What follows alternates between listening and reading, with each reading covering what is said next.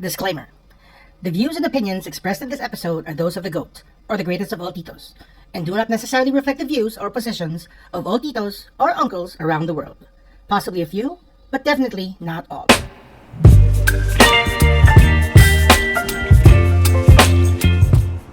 Easier said than done, but hindi ganun kadali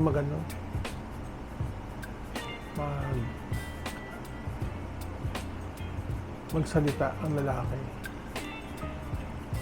Let me explain. The reason why men would rather keep their feelings to themselves, especially pag bothered or depressed or anxious. In lack of better words, ayaw kasi namin, we don't want to bother other people. We don't want to add to their own anxieties, their own problems, their own depression. Men would try to deal with it. The solution may not be there, but we'll keep quiet. I get it where you should let it all out. Pero hindi ganun kadali, guys. Back in the 80s and the 90s, normally the solution for that is when people say, just snap out of it. It works sometimes it doesn't. The best way to support a man or a guy who's going through this, tabihan mo lang. Let them deal with it.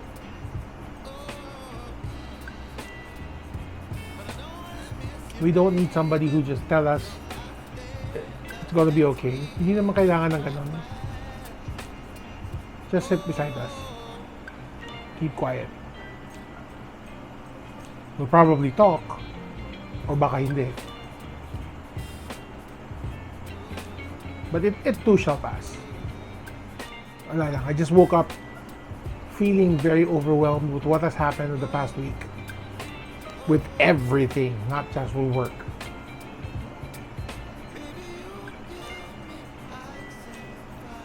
So for the most part, makikita niyo makulit ako, nakakatawa ako. But yeah, there's some things that go on in my head as well sometimes. That's life. I remember telling a group of kids about that, and you know how kids want to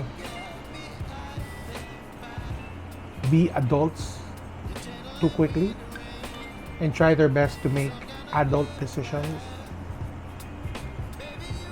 One thing that was never taught to us was that when you make adult decisions, yes, there are adult rewards.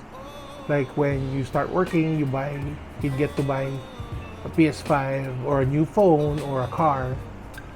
But one thing that was never taught to us is that aside from adult rewards, there will also be adult consequences.